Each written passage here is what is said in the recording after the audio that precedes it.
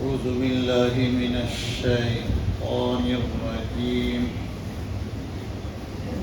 بسم الله الرحمن الرحيم.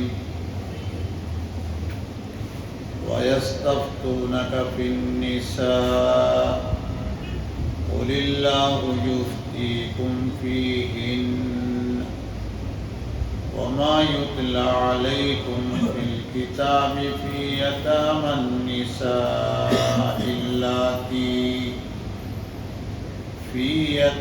النساء اللاتي لا تؤتونهن ما كتب لهن وترغبون أن تنكحوهن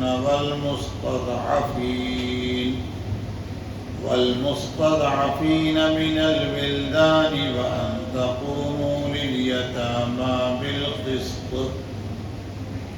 وما تفعلوا من خير فإن الله كان به عليما. وإن امرأة خافت من بعلها نشوزا أو إعراضا فلا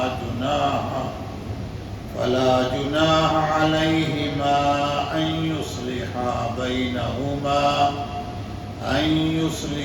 بينهما صلحا والصلح خير. وحضرت الأنفس الشح وإن تحسنوا وتتقوا فإن الله كان بما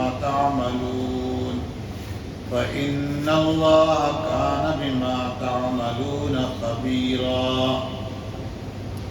ولن تستطيعوا أن تعدلوا بين النساء ولو حرصتم فلا تميلوا كل الميل فتذروها كالمعلقة. وإن تصلحوا وتتقوا فإن الله كان غفورا رحيما.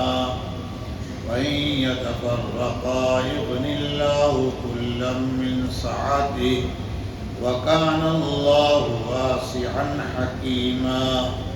ولله ما في السماوات وما في الأرض ولقد وصينا الذين أوتوا الكتاب من قبلكم وإياكم أن اتقوا الله.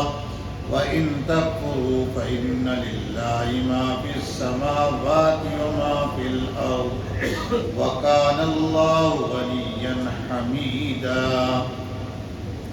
ولله ما في السماوات وما في الأرض وكفى بالله وكيلا. إن يشأ يذهبكم أيها الناس ويأتي بآخرين وكان الله على ذلك قديرا. من كان يريد ثواب الدنيا فعند الله ثواب الدنيا والآخرة وكان الله سميعا بصيرا. صدق اللہ العظیم. آپ کے سامنے پارہ نمبر 5 سورت نمبر 4 سورہ نساء کی آیت نمبر 127 28 29 30 31 32 33 34 35 36 اور 137 کی تلاوت ہوئی ہے. ارشاد عالی ہے اس ذات کا جو اس کلام کا مالک ہے. اللہ رب العزت فرما رہے ہیں وَيَسْتَفْتُونَكَ فِي النِّسَاءِ. لوگ آپ سے عورتوں کی بابت فتویٰ طلب کر رہے ہیں. قُلِ اللَّهُ يُفْتِيكُمْ فِيهِنَّ. آپ کہہ دیجئے اللہ تم کو ان کے بارے میں فتویٰ دے رہا ہے. وَمَا يُتْلَى عَلَيْكُمْ فِي الْكِتَابِ فِي يَتَامَى النِّسَاءِ اللَّاتِي لَا تُؤْتُونَهُنَّ مَا كُتِبَ لَهُنَّ وَتَرْغَبُونَ أَن تَنكِحُوهُنَّ. اور ان احکام کو جو تم پر یتیم بچیوں کے سلسلے میں پڑھ کر سنائے گئے ہیں کہ جن کے حقوق کو تم ادا نہیں کرتے، جو حق مقررہ ہے اور تم چاہتے ہو کہ ان سے نکاح کر لو، والمستضعفین من الولدان، اور بے سہارا بچوں کے احکام کے بارے میں، وَأَن تَقُومُوا لِلْيَتَامَى بِالْقِسْطِ، نیز یہ بھی حکم دے رہے ہیں کہ تم یتیموں کے ساتھ انصاف قائم کرو، وَمَا تَفْعَلُوا مِنْ خَيْرٍ، اور تم جو بھی نیکی کرو گے، فَإِنَّ اللَّهَ كَانَ بِهِ عَلِيمًا، اللہ اس سے خوب واقف ہیں۔ وَإِنِ امْرَأَةٌ خَافَتْ مِنْ بَعْلِهَا نُشُوزًا أَوْ إِعْرَاضًا، اگر کوئی عورت شوہر کی طرف سے زیادتی یا بے رخی کا اندیشہ رکھتی ہو، فَلَا جُنَاحَ عَلَيْهِمَا، تو دونوں کے لیے کوئی مضائقہ نہیں ہے، أَن يُصْلِحَ بَيْنَهُمَا صُلْحًا، کہ وہ آپس میں کچھ صلح کر لیں، وَالصُّلْحُ خَيْرٌ، اور صلح ہی بہتر ہے، وَحُضِرَتِ الْأَنفُسُ الشُّحَّ، اور لالچ، حرص، یہ دلوں میں بسا دی گئی ہے، وَإِن تُحْسِنُوا، اور اگر تم اچھا برتاؤ کرو، وَتَتَّقُوا، اور تقوی اختیار کرو، فَإِنَّ اللَّهَ كَانَ بِمَا تَعْمَلُونَ خَبِيرًا، یقیناً اللہ ہی تمہارے اعمال سے باخبر ہیں۔ وَلَن تَسْتَطِيعُوا أَن تَعْدِلُوا بَيْنَ النِّسَاءِ، اگر تم عورتوں کے درمیان انصاف کرنے پر قادر نہ ہو، وَلَوْ حَرَصْتُمْ، اگرچہ دل تمہارا چاہتا ہے، فَلَا تَمِيلُوا، تو تم جھک نہ جاؤ، كُلَّ الْمَيْلِ، پورے طور پر، فَتَذَرُوهَا كَالْمُعَلَّقَةِ، کہ دوسری عورت کو ایسا چھوڑ دو جیسے وہ لٹکی ہوئی ہے، وَإِن تُصْلِحُوا، اور اگر اصلاح کر لو، اور اگر تم صلح کر لو، وَتَتَّقُوا، اور احتیاط برتو، فَإِنَّ اللَّهَ كَانَ غَفُورًا رَحِيمًا، یقیناً اللہ ہی معاف کرنے والے، رحم کرنے والے ہیں۔ وَإِن يَتَفَرَّقَا يُغْنِ اللَّهُ كُلًّا مِّن سَعَتِهِ، اگر دونوں جدا ہو جائیں تو اللہ اپنی گنجائش سے ہر ایک کو بے نیاز کر دے گا، مالدار کر دے گا۔ وَكَانَ اللَّهُ وَاسِعًا حَكِيمًا، اور اللہ ہی وسعت والے، حکمت والے ہیں۔ وَلِلَّهِ مَا فِي السَّمَاوَاتِ وَمَا فِي الْأَرْضِ، آسمانوں میں زمین میں جو کچھ ہے اللہ ہی کا ہے۔ وَلَقَدْ وَصَّيْنَا الَّذِينَ أُوتُوا الْكِتَابَ مِنْ قَبْلِكُمْ وَإِيَّاكُمْ أَنِ اتَّقُوا اللَّهَ، اور تم سے پہلے جن لوگوں کو کتاب دی گئی ہے ان کو بھی اور تمہیں بھی ہم نے حکم دیا ہے کہ تم اللہ سے ڈرتے رہو، اللہ کا لحاظ رکھو۔ وَإِن تَكْفُرُوا، اور اگر ناشکری کرو گے، فَإِنَّ لِلَّهِ مَا فِي السَّمَاوَاتِ وَمَا فِي الْأَرْضِ، تو آسمان و زمین میں جو کچھ ہے وہ اللہ ہی کی ملکیت ہے۔ وَكَانَ اللَّهُ غَنِيًّا حَمِيدًا، اور اللہ ہی بڑے بے نیاز ستودہ صفات ہیں۔ وَلِلَّهِ مَا فِي السَّمَاوَاتِ وَمَا فِي الْأَرْضِ، آسمان و زمین میں جو کچھ ہے اللہ ہی کا ہے۔ وَكَفَى بِاللَّهِ وَكِيلًا، اور کارساز ہونے کے اعتبار سے، کام بنانے کے اعتبار سے اللہ ہی کافی ہیں۔ إِن يَشَأْ يُذْهِبْكُمْ أَيُّهَا النَّاسُ وَيَأْتِ بِآخَرِينَ، اے لوگو اگر اللہ چاہیں تو تمہیں ختم کر دیں اور دوسرے لوگوں کو پیدا کریں۔ وَكَانَ اللَّهُ عَلَى ذَلِكَ قَدِيرًا، اور اللہ اس پر پوری قدرت رکھتے ہیں۔ مَنْ كَانَ يُرِيدُ ثَوَابَ الدُّنْيَا، جو شخص دنیا کا بدلہ چاہتا ہے، فَعِنْدَ اللَّهِ ثَوَابُ الدُّنْيَا وَالْآخِرَةِ، تو اللہ ہی کے پاس دنیا کا بھی بدلہ اور آخرت کا بھی بدلہ ہے۔ وَكَانَ اللَّهُ سَمِيعًا بَصِيرًا، اور اللہ ہی خوب سننے والے ہیں، خوب دیکھنے والے ہیں۔ اسلام سے پہلے اس وقت کے لوگوں کے بیچ میں ایک بڑی غلط بات قانونی شکل میں، سماجی شکل میں اور عین انصاف کے نام پر رائج تھی۔ وہ چیز یہ تھی کہ مرنے والا مر جائے تو عورتوں کو بچوں کو میراث میں سے ایک پیسہ بھی نہیں ملے گا۔ ان کا خیال یہ تھا کہ میراث کا صرف حقدار وہی ہے جو اپنے دشمنوں سے، قبیلے کے دشمنوں سے، برادری کے دشمنوں سے، خاندان کے دشمنوں سے لڑنے کی طاقت رکھتا ہو۔ تو یہ عورتیں، یہ بچے دوسرے سے لڑنے کی طاقت رکھتے نہیں ہیں، اس لیے میراث کے یہ حقدار بالکل نہیں ہیں۔ اسلام آیا اور اسلام اس طرح سے آیا کہ لوگوں کی سوچ کو، لوگوں کی فکر کو اس طور پر بدل دیا کہ پہلی والی سوچ اور فکر پر اسلام کے ماننے والے افسوس کرتے تھے، کہتے تھے ہم بڑی ہی غلط باتوں میں پھنسے ہوئے تھے اور ہم بڑی اندھیری میں گھوما کرتے تھے۔ یعنی دوسرے لفظوں میں کہیے، اسلام 100% ان پر اپنا پورا اثر ڈالا، اس لیے انہوں نے دربار نبوت میں آ کر ان مخلص مسلمانوں نے عورتوں کے بارے میں، یتیم بچیوں کے بارے میں، یتیم بے سہارا بچوں کی میراث کے بارے میں فتویٰ مانگا ہے۔ اسی کو اللہ تعالیٰ کہتے ہیں وَيَسْتَفْتُونَكَ فِي النِّسَاءِ، لوگ آپ سے عورتوں کی بابت، عورتوں کے بارے میں فتویٰ مانگ رہے ہیں، فتویٰ طلب کر رہے ہیں، مسئلہ پوچھ رہے ہیں، میراث کیسے بانٹی جائے گی، کیسے دی جائے گی۔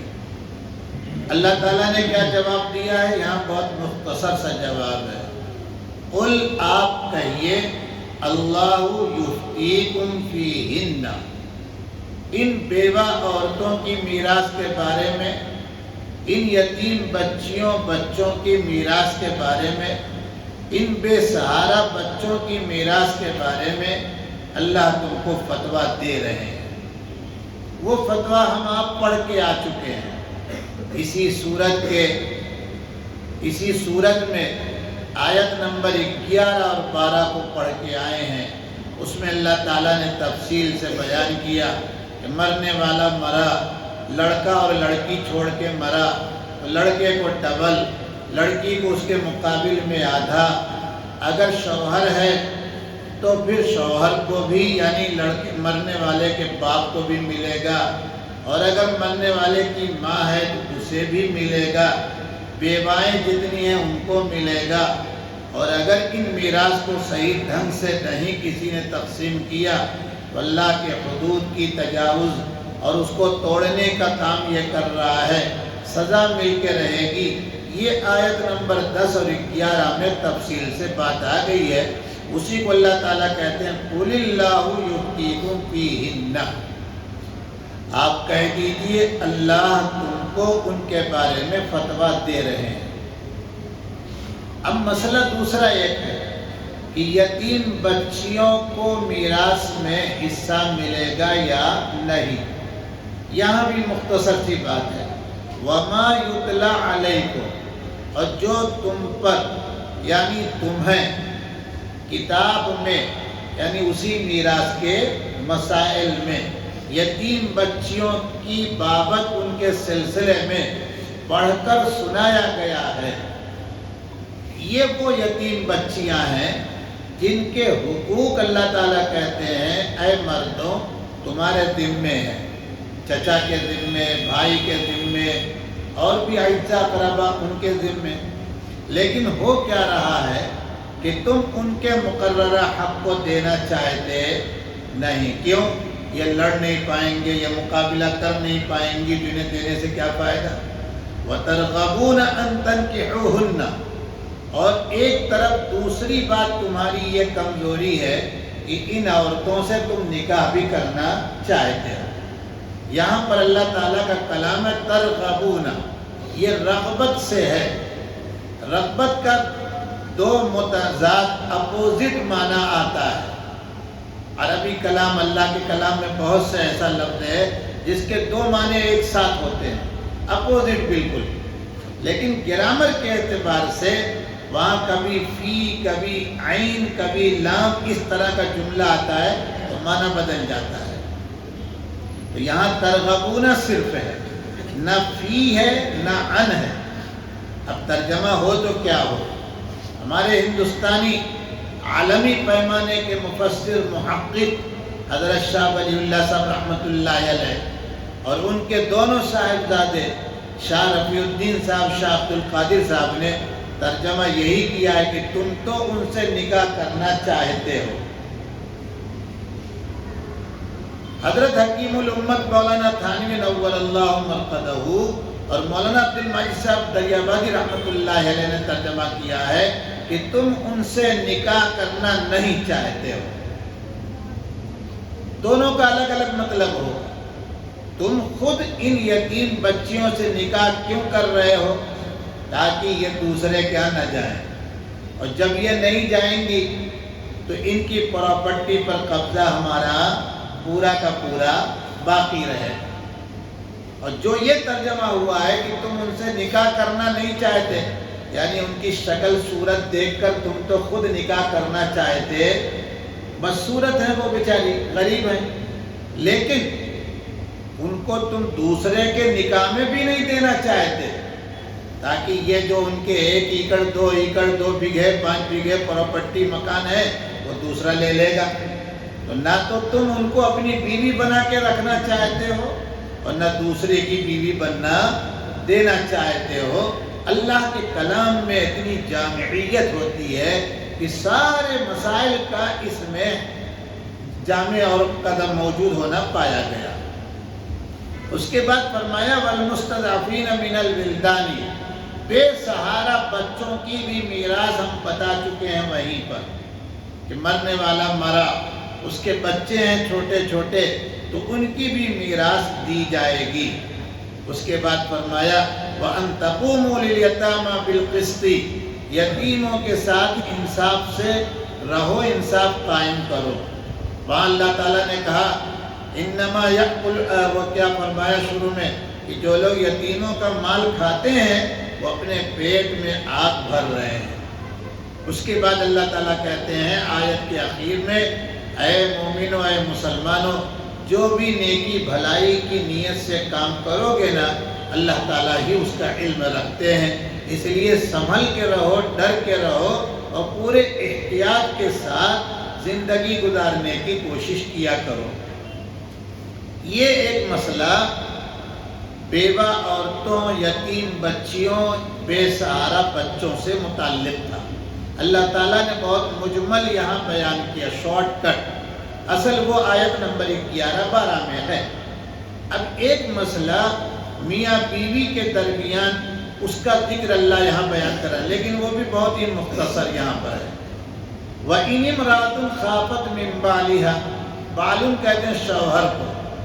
اگر کسی عورت کو اندیشہ ہو شوہر کی طرف سے زیادتی یا بے رخی کا، کیا مطلب؟ عورت اس بارے میں ڈرتی ہے، اس کے پاس کچھ ثبوت ہیں، پروف ہیں کہ میرا شوہر مجھے بیوی بنا کر نہیں رکھنا چاہتا بلکہ مجھ پر ظلم کرنا چاہتا ہے، یا صرف گھر میں کام والی بنا کے رکھنا چاہتا ہے، باقی میرا کوئی حق ادا کر رہا نہیں ہے. اس کے پاس دلیل ہے، ثبوت ہے. تو اب ایسی عورت کب تک بندھ کے رہے گی اپنے شوہر کے ساتھ؟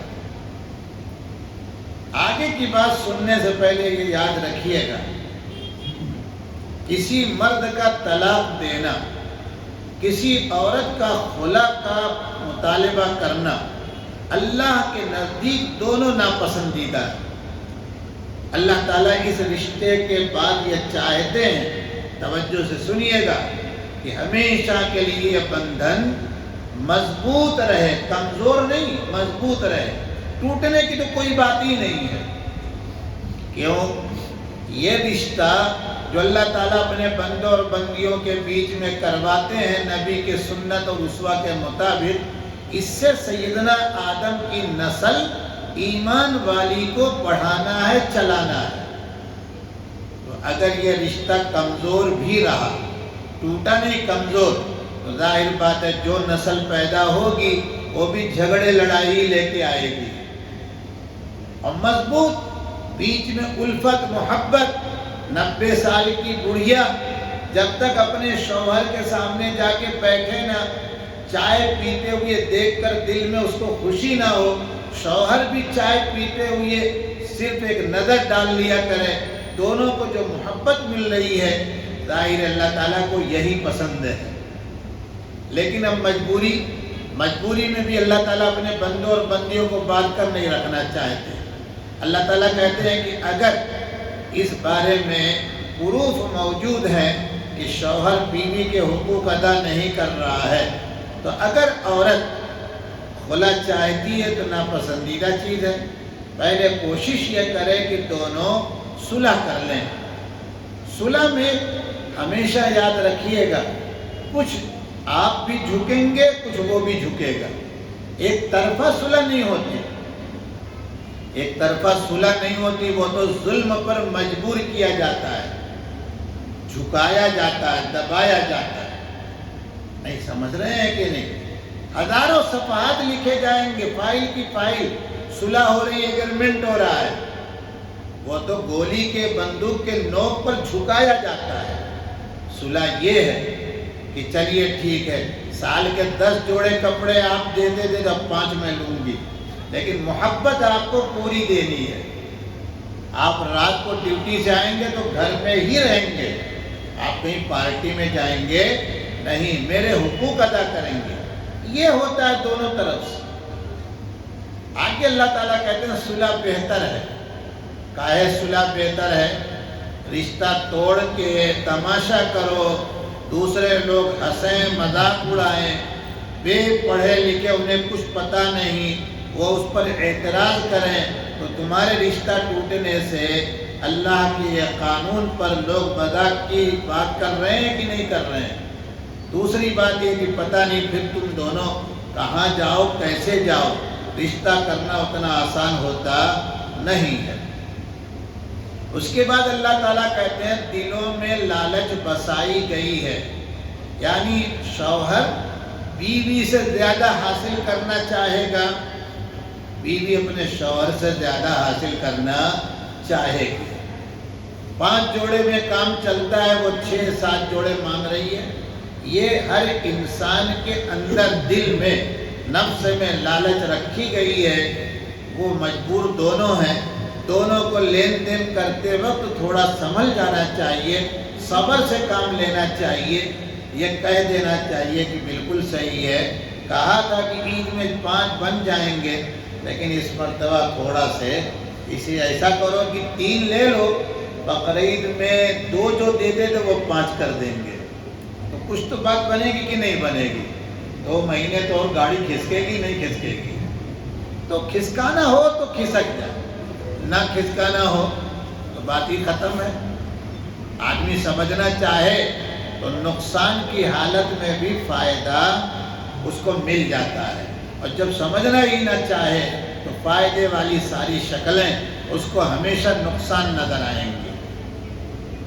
اس کے بعد اللہ تعالیٰ نے 2 جملے میں کہا ان تحسنوا وتتقوا، اچھا برتاؤ اگر تم کرتے ہو، یعنی اپنی بیوی کے ساتھ، اپنے بچوں کے ساتھ، اور ان برتاؤ کے کرنے میں اللہ سے ڈرتے ہو کہ اللہ تعالیٰ نے ان کو میرے ماتحت بنایا ہے، میرے گھر میں لا کے رکھ دیا ہے، یہ کیا ہے، تو پھر تمہارے یہ سارے اعمال اللہ تعالیٰ جان رہے ہیں، اور جو اللہ کے لیے یہ سارے حقوق کرے گا، ادا کرے گا، اللہ تعالیٰ ہر ایک پر نیکی دے گی۔ اسی لیے کہیں سنا کسی سے آپ نے کبھی بیوی کے منہ میں لقمہ دینا بھی صدقہ، کہا یہ مولویوں نے عجیب بات کہہ دی، مولویوں کو صدقہ ہی سے تعلق ہے، تو دوسرا کیا کہے گا زکوٰۃ کھا کے پڑھتے ہیں صدقہ اس کو معلوم ہے؟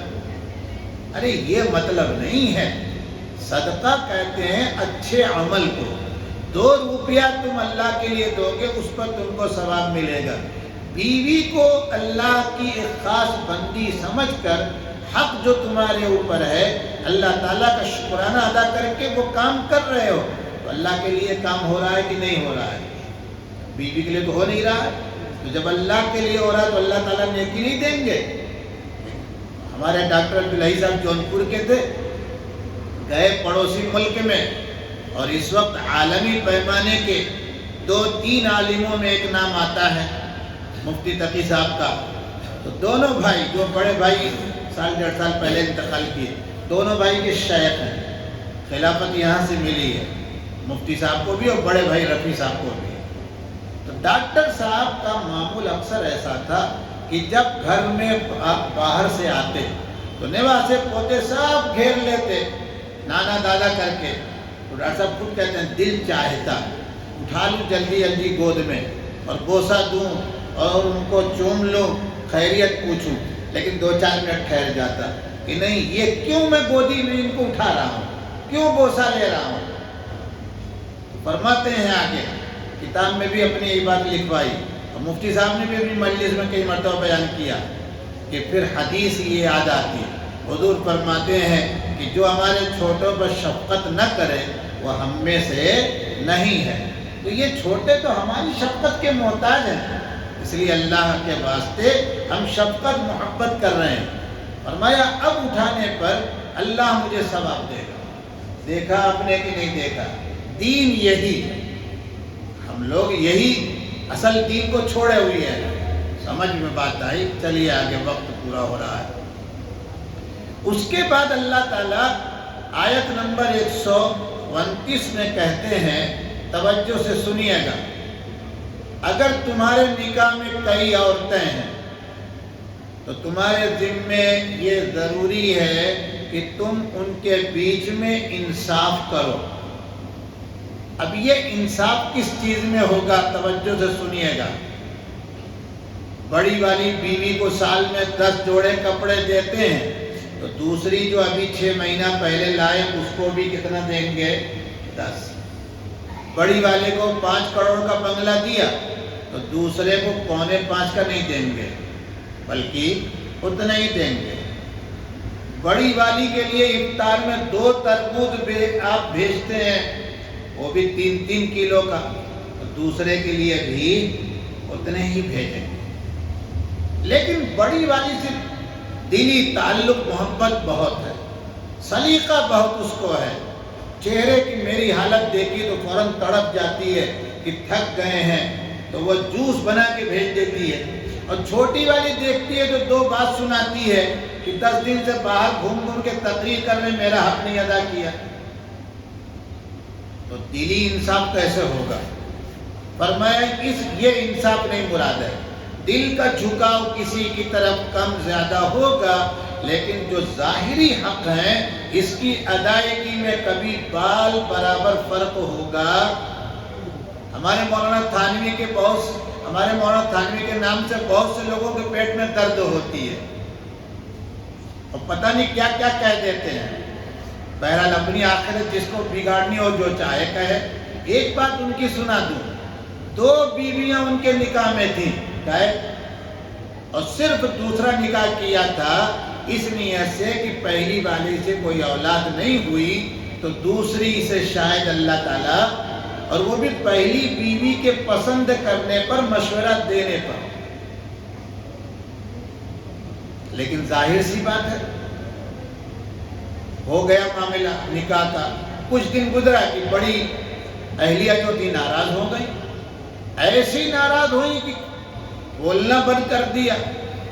لیکن مولانا تھانوی کی خود سوانح ہسٹری میں لکھا ہے، سنیے گا، ایک رات یہاں ایک رات وہاں جو باری لگائے تھے اسی طرح سے دنیا سے جاتے جاتے کر کے گئے۔